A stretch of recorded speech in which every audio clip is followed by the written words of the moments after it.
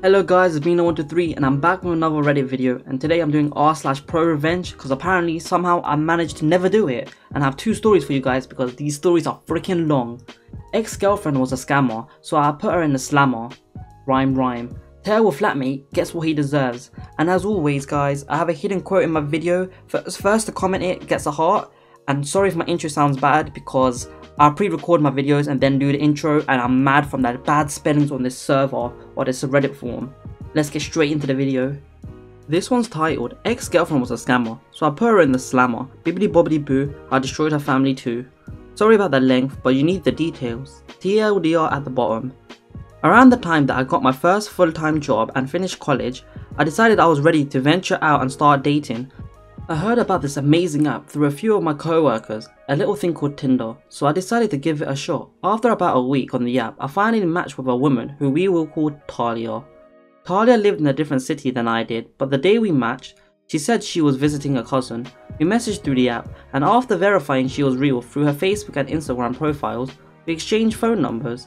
She said she was employed full-time, had an apartment and had her own car, and was somehow still single.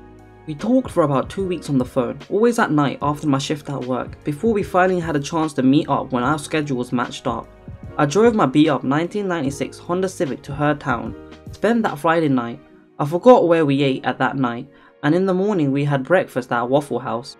Talia did not have her own apartment, however, she lived next door to her grandmother, who I awkwardly had to meet the next morning. I had learned from Talia that her car was actually in her grandmother's name, and her apartment was in the name of her quote cousin.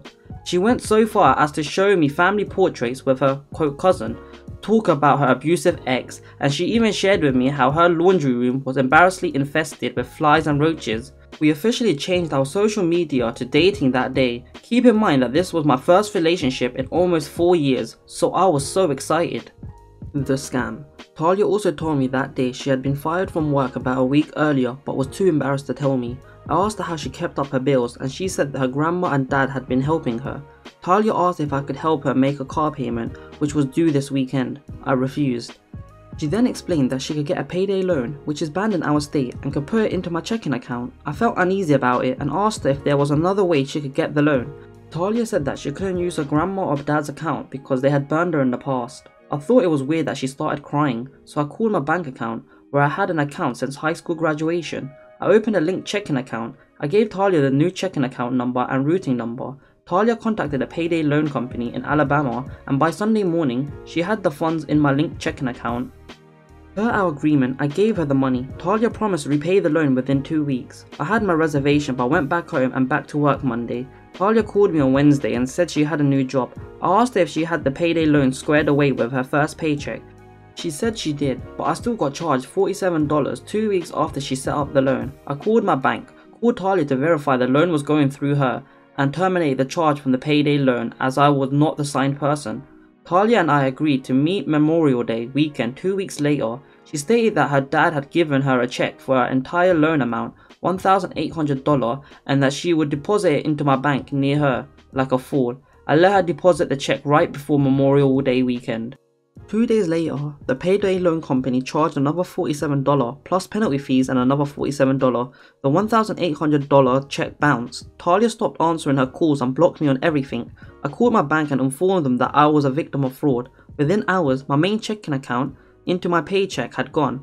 My savings account, with $800 saved for a new car, and the new checking account were closed. My best friend from college, we'll call him Clark, found Talia had 2 of every social media account, the one she shared with me and the one on which she had a boyfriend, her quote cousin. From her family photos were actually her boyfriend since high school. Talia was 22, 23. Her boyfriend, we'll call him Jason, was in prison, but from their social media posts, she was visiting him once a month minimum and had plans to marry him. I spent days trying to get my bank account and my money. One of the representatives from my bank and Clark and my mum advised that I should press charges for fraud. My bank emailed me a copy of the bounce check for criminal investigation purposes, and it showed Jason's name and not Talia's father's name as the owner of the check. That's when I decided to get revenge. The revenge. As mentioned before, Talia's apartment had minor infestation of roaches and flies in her laundry room. While I went through legal agencies to pursue pressing charges of forgery on the check, fraud, etc., I found the name and phone number of Talia's apartment complex. I left a message for the apartment complex manager that Talia and her grandmother both had filthy apartments. Within a week, Clark showed me Talia had posted a request for temporary housing for her and her grandmother since her parents wouldn't let her move in. Talia's payday loan company began calling me as Talia had given them my phone number instead of hers and they had not received payment yet. I was still reviewing my legal options at the time. One day, I answered and notified the rep that Talia had fraudulently used my checking account. The rep who called me transferred me to their legal department, who was very interested. It turned out that Talia's grandma and her father owed to the payday loan company. It wasn't a lot separately, but the payday loan company had enough evidence with my claim that Talia was a ringleader using her family's accounts. I turned over my evidence, including Talia's text messages promising to pay, the copy of the bounce check, my bank statements. By the end of the year, Talia was arrested on several charges. Her grandmother and father were also arrested but took pleas for lesser charges in exchange for turning over evidence on her. I didn't have to testify at the trial, but I kept informed. Talia's grandmother had had a minor heart attack when she was arrested and had a more significant one during the trial. I'm not sure if her grandmother lived or died after the trial. Despite this, Talia went to prison for multiple counts and will serve more than a decade behind bars.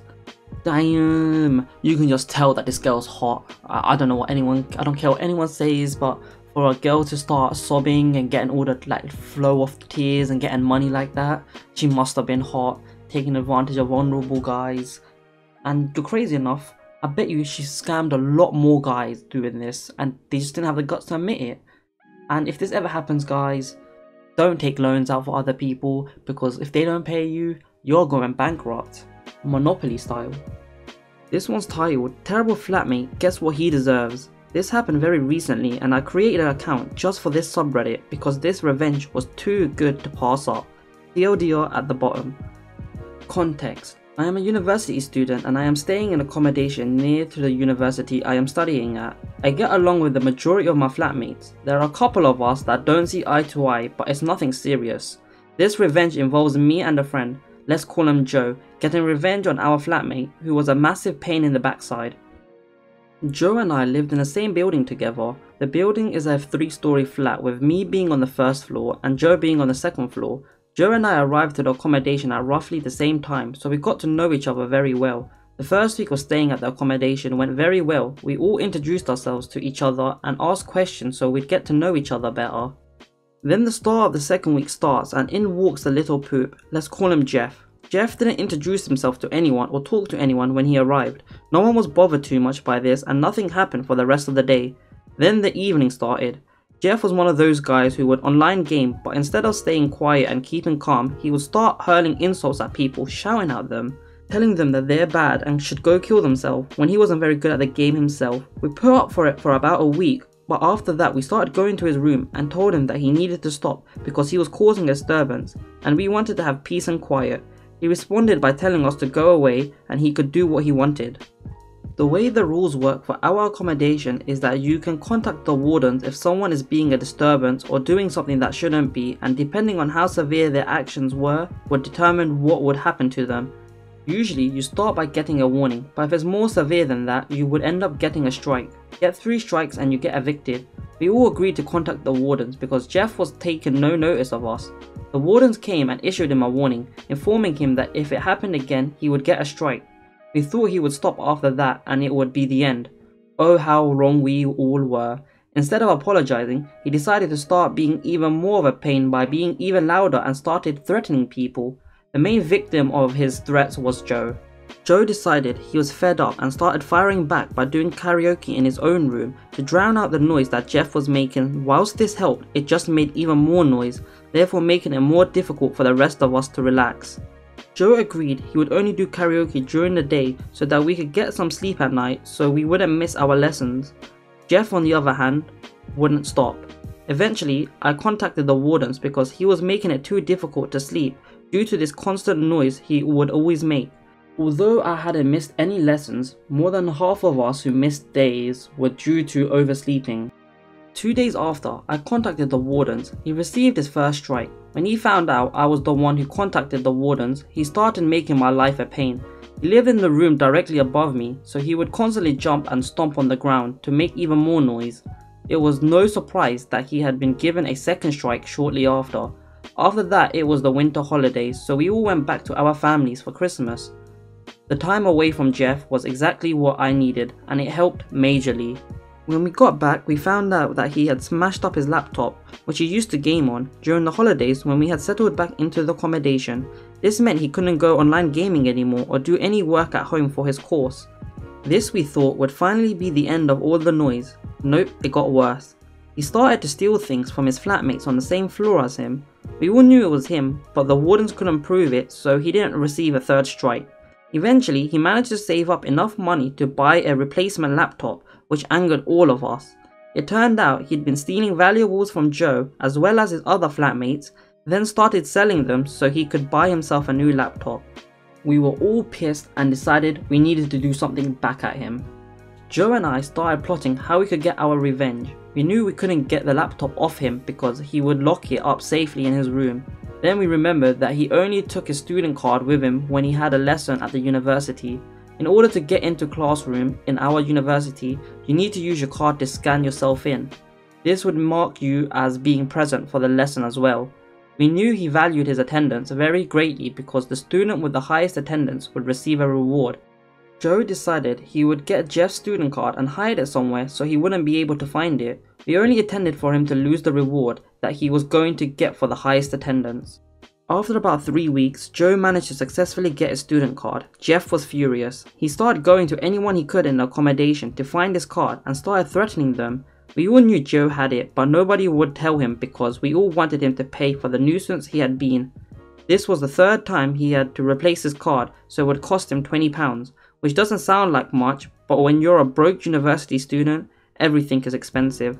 Not to mention he kept all his money on his student card, therefore he was screwed. Joe had the intention to give him back his card after he paid for the items he stole off everyone, but before he could negotiate a deal, Jeff got the idea that I was the one who took his card. After all, I was the one who called the warden who gave him his second strike.